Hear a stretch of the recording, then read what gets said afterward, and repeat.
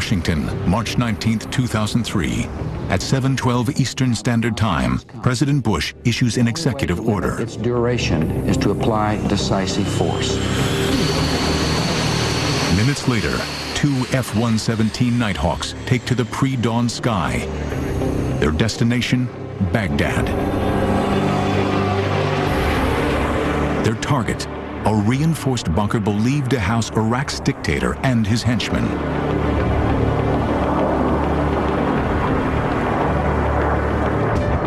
Undetected, the black jets pierce the most heavily defended airspace on Earth and prepare for a decapitation strike, one that could end a war even before it begins. This is stealth warfare.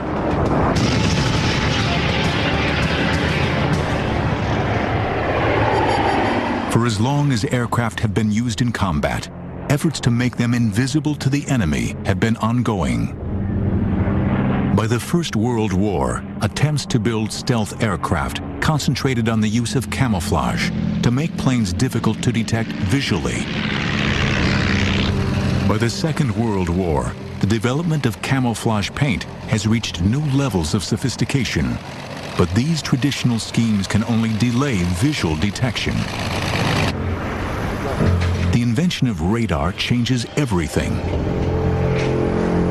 By transmitting electromagnetic waves and observing the returning echoes, aircraft can now be spotted hundreds of miles away. To counter this, British engineers come up with chaff, narrow metallic strips that act as tiny reflectors. In the ensuing whiteout, enemy radar is confused. But it is not an entirely satisfactory solution.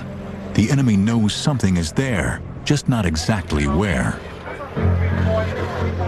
There were certainly efforts during World War II, with dropping all these little metal streamers to try to prevent people from using radar to see your airplane. So stealth has been tried since that period. By the 1950s, the Soviets are developing a highly sophisticated and lethal defense network consisting of SAMs, radar-guided surface-to-air missiles. Once they lock onto a target, these missiles will not miss.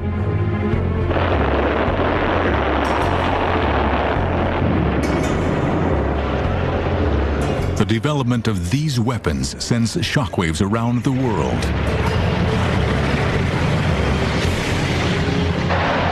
To counter this threat, the U.S. begins to produce aircraft that can fly higher than the enemy's planes and missiles. Lockheed's U-2 is the first of this new breed. The U-2 is an attempt to keep an airplane from being struck down by enemy fire. And we're looking at altitude being its primary defense against missile threats from the ground. But in May 1960, disaster strikes. A U-2 flown by Francis Gary Powers over the Soviet Union is shot down by a SAM. Flying at high altitude is no longer sufficient. Lockheed adds speed to the equation. Flying at Mach 3 at 80,000 feet, the SR-71 Blackbird is untouchable. But the reconnaissance aircraft is still detectable to radar. Although no Blackbird is ever shot down, the Soviets come very close on more than one occasion.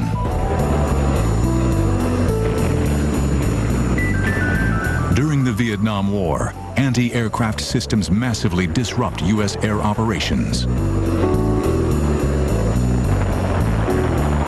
We had a tough time with our SA-2s and our SA-3s, and we knew that they were developing much more sophisticated missiles.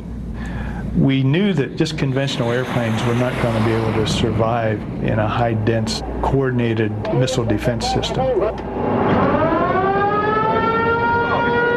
In 1973, during the Yom Kippur War, the Israeli Air Force loses 109 strike aircraft in just 18 days.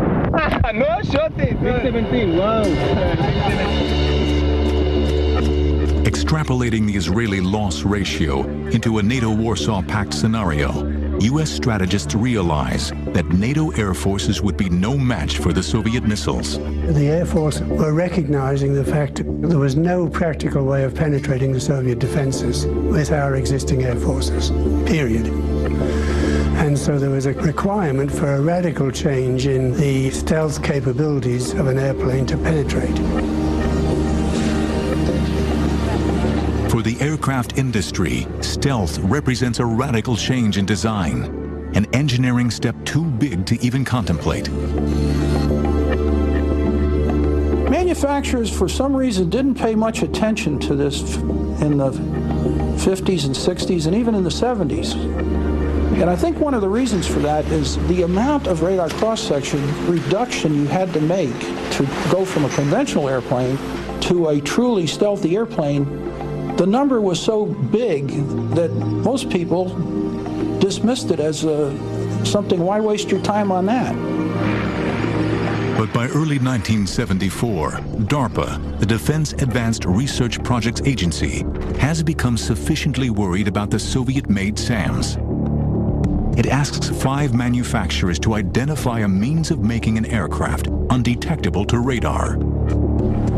Surprisingly, Lockheed, the makers of the U-2 and SR-71, is overlooked. In 1975, Clarence Kelly Johnson retires as president of Lockheed's Advanced Development Program, known as the Skunk Works. His successor, Ben Rich, hears about the competition and lobbies hard to get the Skunk Works into the thick of the action. Dennis Overhalser is tapped to head up the development team. One day, while conducting research, he comes across an obscure paper written in 1962 by a Soviet scientist. It contains a mathematical formula for calculating the radar return of a flat object. The paper, ignored by the Soviets, is the spark that ignites the Skunk Works team. We had a team of people who were not just competent, they were very experienced. And I think that's key. In other words, these people had done the SR-71, they'd done the U-2, and could pick up a pencil and say, okay, you want a wing structure designed? Just show me what you want, I'll design it. The Skunk Works team now considers how to make the aircraft invisible to radar. If I want to reduce the range at which I detect an airplane, I've got to reduce the radar cross-section. So the first thing we do is to try to make sure that all the lines and all the surfaces are inclined at a very shallow angle to incoming radar. So most of the energy is reflected off into space. Huge mainframe computers are used to calculate the vast range of design possibilities and their impact on radar visibility. The computer capability of our mainframes is what can be held in anybody's hand calculator these days. And the reason why the airplane was faceted the way it was because we could only handle a certain number of surfaces in one computation. After months of numbers crunching, the Skunk Works team concludes a flat diamond is the optimum shape to evade radar. But Lockheed's futuristic concept has no aerodynamic characteristics and is quickly dubbed the hopeless diamond. The shape is obviously strange by any historical standards. When you first look at it, and I'm not an aerodynamicist, but I've been around the aircraft business a long time, I had the same reaction that a lot of other people have had, and that is this going to fly? I mean, this is a really strange-looking airplane. Lockheed was losing money in their commercial business. The pressure was on for the Skunk Works team. They had certainly designed something revolutionary, but could they possibly build a true stealth fighter aircraft?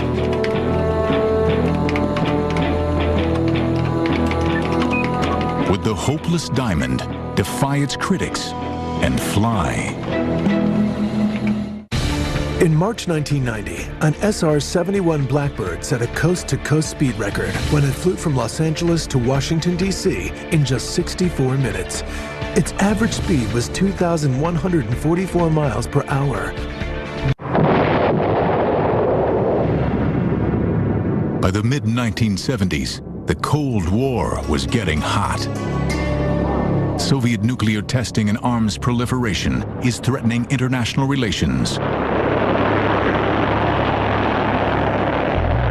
America's fear of the Red Threat was definitely alive. In this, the Skunk Works at Lockheed labors 24/7 to turn a flattened diamond outline into a flying delta-wing stealth aircraft. If we take this diamond shape and chop some pieces out of it, that's pretty much how the airplane was evolved. We just started from that very simple concept and chopped it around until we got something that looked like an airplane. In April 1976, armed with these new futuristic outlines, DARPA declares Lockheed the winner of its competition. Under the codename Have Blue, the design stage will be supervised by the Air Force. Fearing espionage, the Air Force imposes the highest level of security imaginable.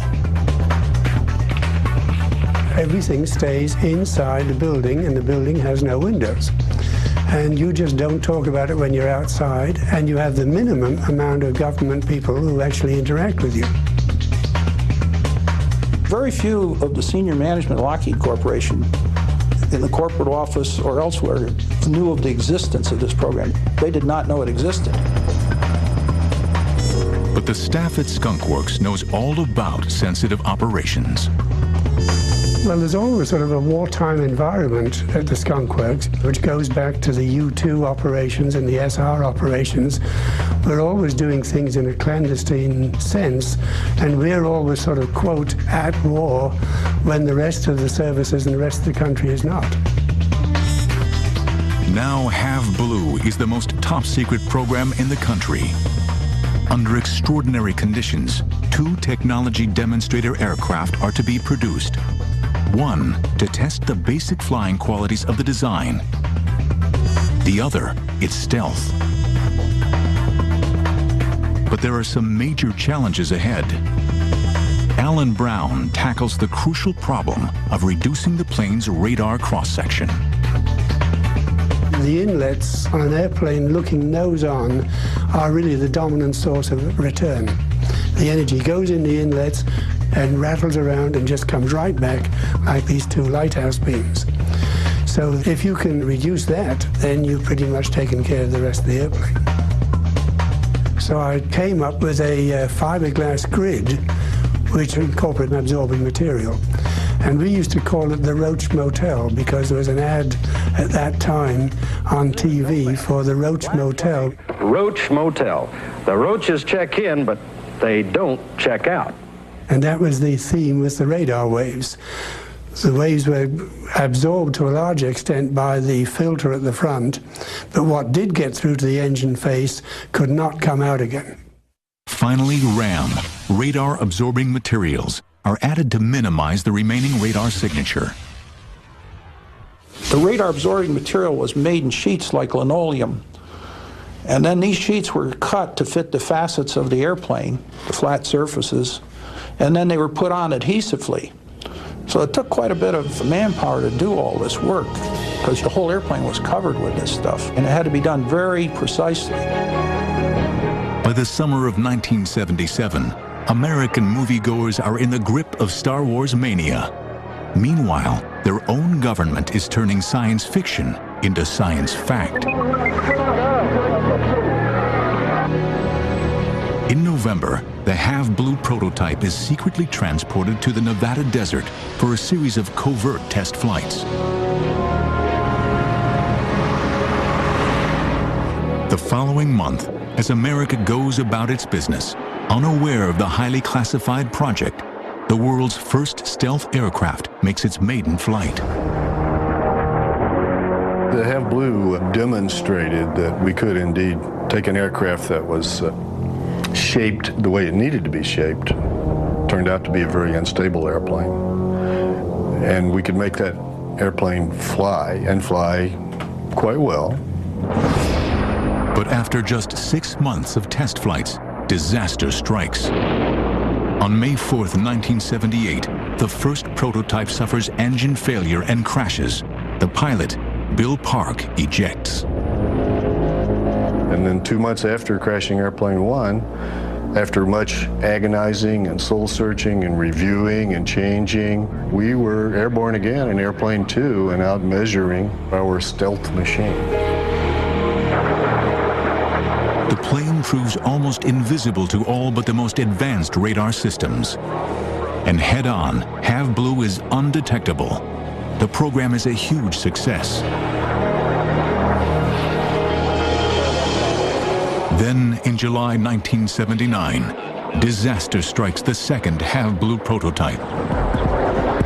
The airplane was conducting a routine stealth flight where it flies past the radar systems on the base. And Ken noticed that he was losing control. And he got a fire indication back at one of the exhausts. I realized things were bad, and I did start talking to the home plate and let them know that things weren't going well. And about that time, the airplane went totally out of control. And he had a very hard time even to be able to reach the control to be able to eject himself. But he finally did that. The airplane tumbled, much like the way Bill Park's airplane had tumbled after he ejected. And it was going straight down, not in a spin, just in a flopping maneuver. The Have Blue airplane hit the ground. It burned pretty good. Both Have Blue prototypes have been destroyed. The development of the most advanced aircraft ever built has ground to a halt. But from the ashes of its own destruction, Lockheed's stealth fighter is about to be reborn. Before it was given an official name, the F-117 was given a variety of nicknames, including Cockroach, Black Widow, and Wobblin' Goblin, referring to the aircraft's instability at low speeds. In just 8 months, both prototypes of the Have Blue stealth development program have crashed. Yet despite the problems, the aircraft's invisibility to radar has been a success. The Air Force decides to award a production contract to Lockheed. $340 million in covert funds are made available for the production of a full-scale development aircraft, codenamed Senior Trend. When we first started on the F-117, or Senior Trend as it was first called, there's always a crisis.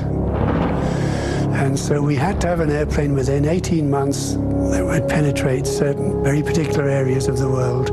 So that was one of the reasons why the Senior Trend was brought forward with great rapidity. America's growing fear of Soviet missile buildup and nuclear capability brings the Cold War to new heights of tension.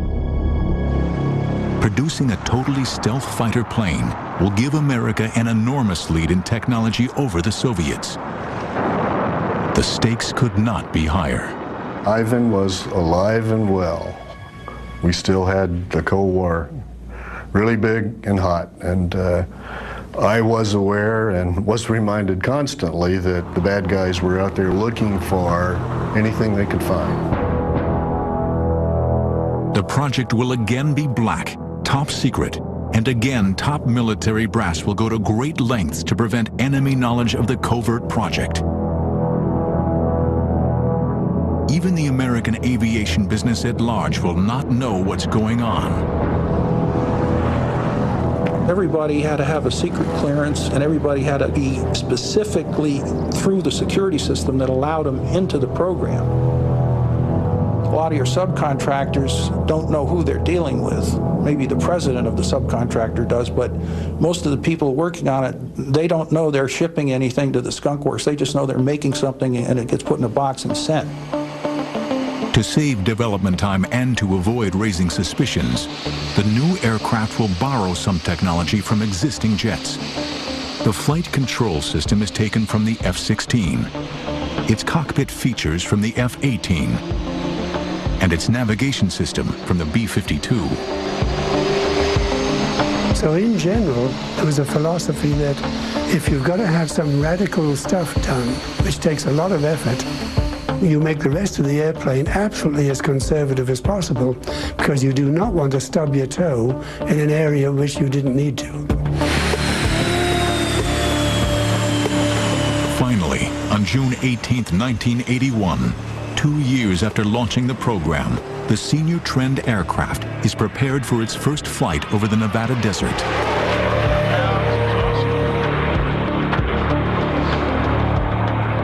The test is a success.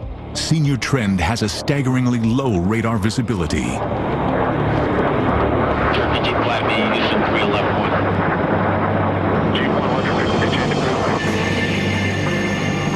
The world's first stealth bomber is delivered to the Air Force in August 1982. And an entirely new top-secret base is built in the Nevada desert at Tonopah. The Tonopah Test Range facility was very secure in that we didn't want our adversaries to find out that we had stealth technology. We had secure procedures to enter the area, such as hand readers, which I had never seen before except on TV, and mostly in James Bond movies, but those procedures allowed us to enter the facility and keep unwanted personnel out. As a cover for the 117, the Air Force put in a squadron of A-7 attack airplanes that were supposedly testing some new weapon systems on these A-7s.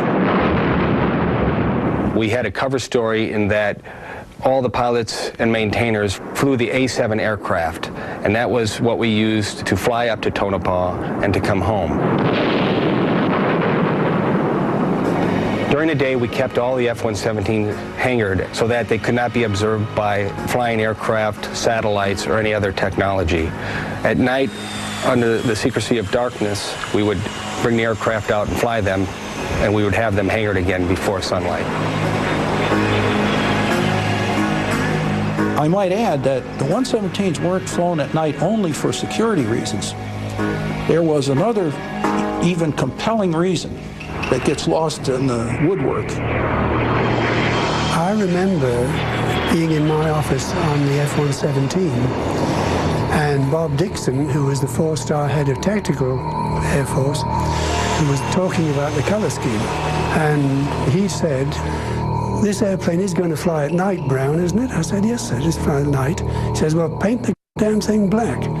So we painted the damn thing black. First impression you get of the 117 is a Star Wars thing, the Darth Vader look about it. You see it head on, and you immediately, there's this large black, totally flat-plated, no rounded surfaces. What's unique about the F-117 is just the feeling you get when you walk up to it. Your heart really starts pounding. It's almost like you're approaching a woman that's maybe better looking than you ever thought you'd even be able to talk to. And so when you approach this woman, you do it carefully, but with a lot of respect.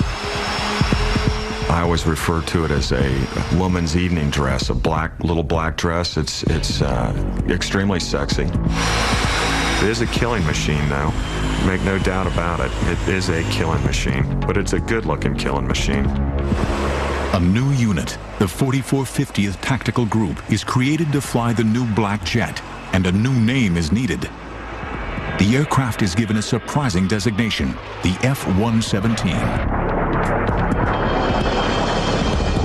This was definitely an attack airplane, and of course the question then is, why is it called an F-117 when F stands for fighter? And again, we've got to go back to Bob Dixon, who was head of TAC, and he was going to use his very best fighter pilots on this program because it represented the top point of the Air Force. Well, no fighter pilot worth his salt is going to fly an airplane with a B designation in front of it, and maybe not an A designation, which means attack. So they called it an F, to make the fighter pilots feel like they're flying fighters. It's a fairly roomy cockpit for a single-seat fighter. I thought it would be a small kind of a cockpit, say like the SR-71 or the U-2. And when I actually got in it, there's plenty of room for all the equipment that's required to operate the aircraft. Without this flight control technology, the pilots would have a tough time flying the jet. I thought that I was going to feel a little bit disconnected, more like somebody operating a computer, where I might have been kind of along for the ride, inputting my vote here and there. I call it a wet bag of cement or a Coke machine.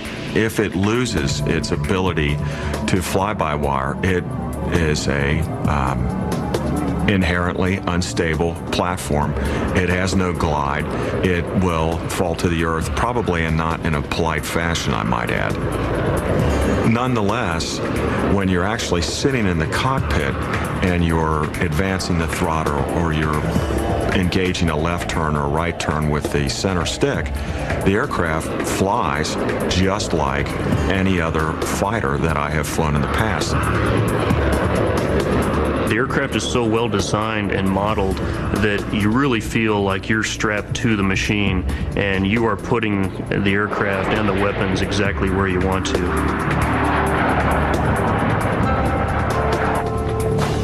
Nighthawks are armed with a weapons system that lets them strike at the heart of the enemy. High-tech laser-assisted mapping and guidance systems allow the black jets to release deep penetration bunker busters with pinpoint accuracy. The early flights of the F-117 prove that its principal function blows the competition away. The aircraft is all but invisible to radar. Stealth's development has, by any standards, been lightning fast. But the program has also been expensive. To date, the total cost has been over $6.5 billion. With additional aircraft ordered, this will soon rise.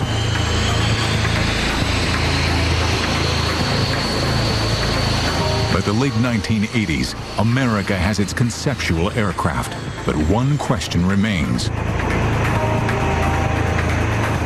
How will the most expensive aircraft in military history perform in combat? The answer would come sooner than anyone could imagine. Since radar emissions would give away its location, the F-117 does not carry radar. Instead, the aircraft navigates primarily by GPS and high-accuracy inertial navigation. November 10, 1988. The Air Force announces the existence of its top-secret F-117 at a Pentagon press conference, much to the surprise of many.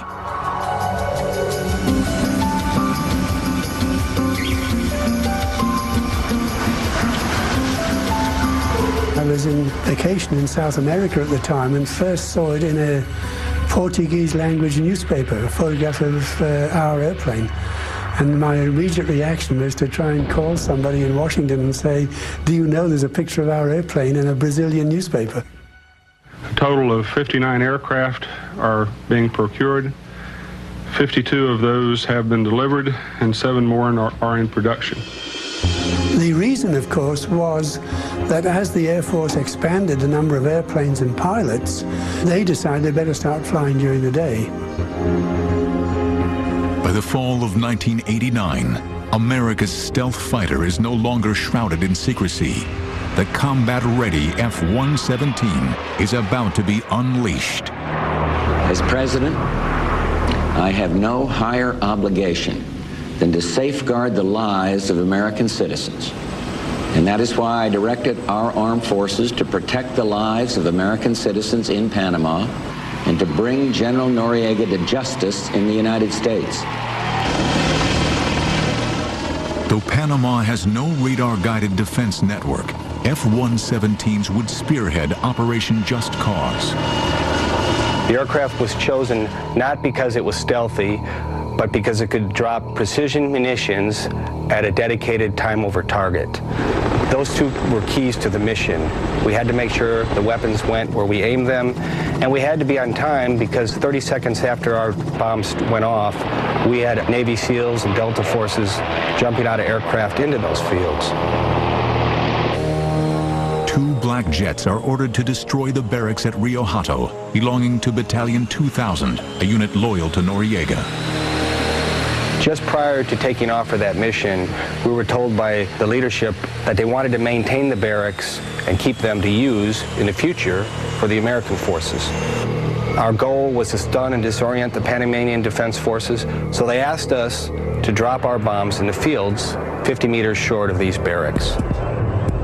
Two 2,000-pound bombs are dropped, and the field is hit. But back home, the F-117's first operational mission is considered a failure. Bombing fields is not what expensive stealth bombers are supposed to do. After Operation Just Cause, people in the media tried to say that the stealth fighter was not successful. The media was looking for a story on wasting taxpayers' money and buying this technology. The stealth program is criticized by Congress and labeled too expensive. The total program cost about $8 billion. When I say total cost, I mean the total development cost, total flight test, produced 59 airplanes, all the spares. That even includes $200 million to build the hangars at Tonopah. And it is a true bottom line number. Now, I know this was in 1980s and so on, but even so, if you compare that with other aircraft programs, most aircraft development programs cost today $20 billion. But the Air Force successfully champions the Nighthawk's case. The fact is, the F-117 is accurate and cheap.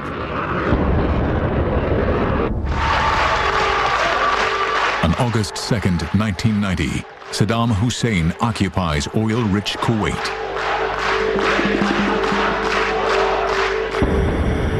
Just a month later, the 37th Tactical Wing begins a very public deployment to the King Khalid military airbase in Saudi Arabia.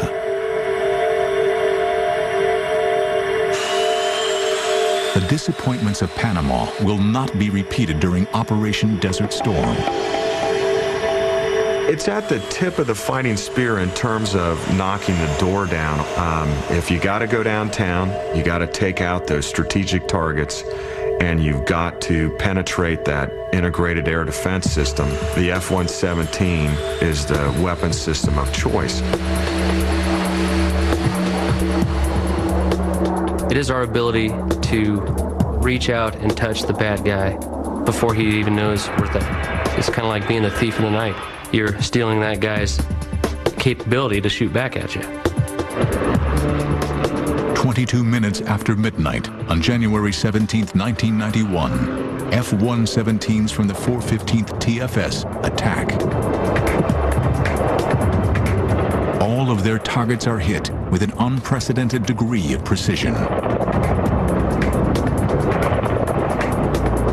We can put that bomb right on that very spot that we're intending to, be it through the window, on the air conditioner on the top of the building, and we can destroy or take out the precise objective. And we can do this right downtown.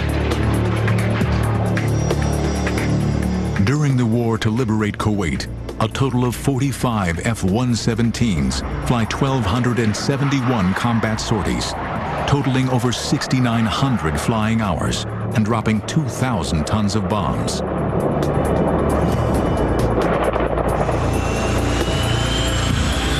Representing just 2% of the attacking force, Nighthawks dropped almost 40% of the total number of bombs used in the conflict.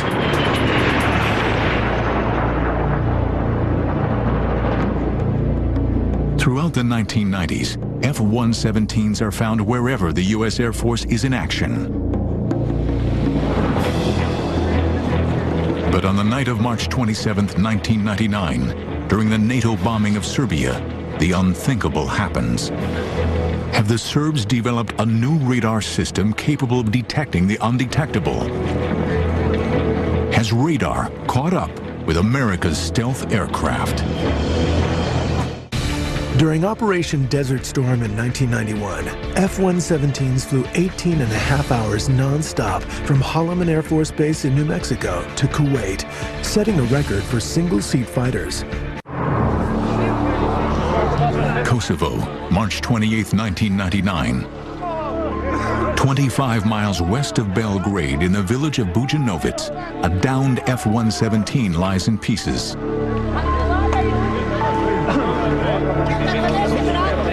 Serbian television transmits pictures of the wreckage around the world. The images send shockwaves throughout the U.S. as the Pentagon refuses to explain the cause of the crash. Get your cameras out and take your shot. During the course of the 1990s, there had been 6 major incidents involving F-117s. At an air show in Baltimore in September 1997, a black jet disintegrated in midair, crashing in a residential area.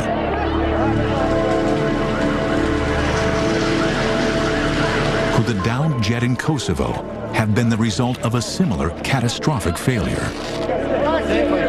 The information surrounding that, of course, is still classified. A bullet doesn't have a radar, and it doesn't care where you're at. And the chances of one of those hitting me ballistically or just out of the blue is pretty small. But he got hit, so it can happen. Obviously, the loss of an F-117 is going to impact the community. We don't own a lot of them as a country or as an Air Force, so losing one is significant. Whatever the cause of the crash, it did not affect the operational status of the world's first stealth aircraft. Post-September 11th, Saddam Hussein is once again seen as a threat in the Middle East. As fears about his weapons of mass destruction grow, America's patience runs out. Coalition forces have begun striking selected targets of military importance to undermine Saddam Hussein's ability to wage war. Now that conflict has come, the only way to limit its duration is to apply decisive force. In Operation Iraqi Freedom, F-117s would draw first blood. Flexibility is what the F-117 gave us in Iraqi Freedom. The very opening night of the war, where they had a key target that they needed taken out, they had to figure out very quickly what kind of airplane was going to go in there and take out that target, and their choice was the F-117. Based on intelligence, a gathering of Iraqi leadership is identified. In a military decapitation exercise, stealth will be used to try to eliminate the key players of the regime. I mean, man, if you could hit the one target that completely ceased all hostilities, that'd be the juiciest target of all. If I could go in there one night and stop the war, that would be money. If it was the one right downtown, right in the center, the hardest one to get to, that's the job of the F-117, is to hit that target. That was the objective of night one. If we can cut the head off the snake, the game's over. At precisely 4 a.m. local time, 4 2,000-pound bunker busters hit an underground complex thought to contain Saddam Hussein and his top generals. Though the mission was a success, its objective failed. A defiant Saddam appeared on television a few hours after the strike. Iraq's dictator was still very much alive.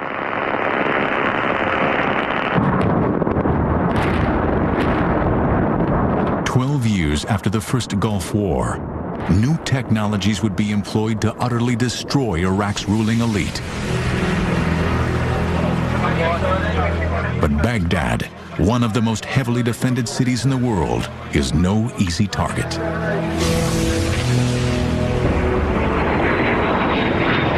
The F-117 is a very mission planning intensive platform. Our tactics are all talked about, contrived, built on the ground and put into the computer. We put our tactics in this little black box, stick it in the aircraft, it sends it to the computer, I take off, I turn the autopilot on, and it's basically like pushing the go button on the jet. When you're flying it, the autopilot is flying the airplane doing exactly what the mission planners told it to do. However, what it isn't doing is not guiding the bombs to their target. So you have a very short period of time where you are doing your job. The rest of it is letting the airplane fly. Going downtown the first night for me, I had a lot of anxiety because I didn't have complete faith in the technology. I'd only been shot down before. So I was a little nervous about going downtown because you just don't know what to expect. And all the while, you're flying directly toward the city where all the bad things happen. And we knew Saddam didn't like our black jet. So here I am, knowing that, I mean, well, wouldn't I look good with an apple in my mouth on a silver platter on his table, you know what I mean? So looking out over the distance and seeing this circular city of lights, and I think it might have been the oil fires, there was a glow around the city. That just added to the surrealism. You hit a predetermined point that we call an IP, which stands for initial point. Once you cross that point, the aircraft will make an appropriate turn or descent to align itself on its attack axis. All does it automatically. You're just systems managing at that point. And the next thing you know is AAA starts lighting up over the town. And I thought to myself, wow, that's a lot of lead in the air. And you keep looking at that point that turns you left into Baghdad. And you just stare at that thing going, boy, here it comes, here it comes. The next thing you know, you look to your right, lots of AAA, lots of SAMs, and the jet turns right into it. And you're like, oh my God, down the chute we go. Once it makes that initial turn onto its attack axis, you run through a series of steps. You want to check, for example, your fuel, your altitude, your time, where you're at in the timeline, and your speed. That will run you through this ballet of sorts to get you into that bombing run mode. I'm so thankful that I'm on the delivering end when I'm flying the F-117, because I would not want to be asleep in the middle of the night, or awake for that matter, and then have something that I never heard coming, never saw it. Although, in another respect, maybe that's the quick and painless way to go if you're the enemy. No official statistics on the effectiveness of Nighthawks during Iraqi freedom have been released, but its contribution was immense. No other aircraft in the U.S. arsenal can do the job it does so well. The F-117 was the first aircraft that was just purely designed around the idea of stealth and being able to go into a highly defended target area with near invisible capability, deliver precision weapons, and then get back out safely. And obviously it's proven itself several times in that scenario. The aircraft, designed in absolute secrecy at the height of the Cold War, is as potent a weapon today as it has ever been. The F-117 is capable of utterly destroying defense infrastructures without ever being detected. For its pilots, the advantage in modern warfare is unbeatable.